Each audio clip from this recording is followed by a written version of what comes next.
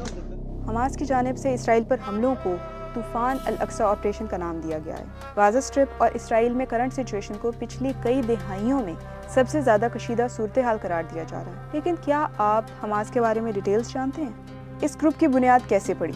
1987 में जब Gaza strip में पहला इंतफादा यानी फ़लस्तीनियों का इसराइली ऑक्यूपेशन के खिलाफ पहली ऑर्गेनाइज्ड अपराइजिंग अपने अरूज पर थी, तो उस वक्त शेख अहमद यासीन ने कुछ लोगों के साथ मिलकर एक रेजिस्टेंस मूवमेंट का ऐलान किया। बाद में इसको हमास का नाम दिया गया। विद टाइम इसका मिलिट्री विंग भी बना और हमास ने अपने क़याम के 2 साल बाद इसराइल पर पहला हमला किया, जिसमें 2 इसराइली फ़ौजी हलाक हुए। हमास ने 2006 में गाज़ा स्ट्रिप का मुकम्मल कंट्रोल हासिल कर लिया। हमास असलहा कैसे हासिल करता है? मौजूदा कॉन्फ्लिक्ट में ये एक बहुत ही इंपॉर्टेंट सवाल है, लेकिन किसी के भी पास इसका कोई क्लियर जवाब मौजूद नहीं।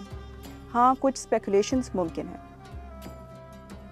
हमास की इब्तिदा हल्के हथियारों से हुई, मगर 2006 में जब गाज़ा से इसराइल पर पहला रूसी साख्ता रॉकेट दागा गया, तो 2007 में इसराइली फोर्सेस ने गाज़ा स्ट्रिप का मुहासरा कर लिया, जिसके बाद हमास के लिए हथियार हासिल करना मुश्किल हो गया। इसी वजह से हमास ने खुद ही असलहा बनाना शुरू कर दिया और इसराइली फोर्सेस ने भी हमास की इन असलहा वर्कशॉप्स पर वक्तन फ़वक्तन बमबारी की। चंद तज्ज़ियाकारों का मानना है कि ईरान लिबनान के ज़रिए हमास की मदद करता है, लेकिन इन इल्ज़ामात को साबित नहीं किया जा सका। टनल वॉरफेयर क्या है? 2007 में हमास ने टनल वॉरफेयर का आगाज़ किया। इसमें टनल्स का एक बहुत ही कॉम्प्लेक्स नेटवर्क बनाया गया जो गाज़ा को इजिप्ट और दीगर इलाकों में एक्सेस प्रोवाइड करता है।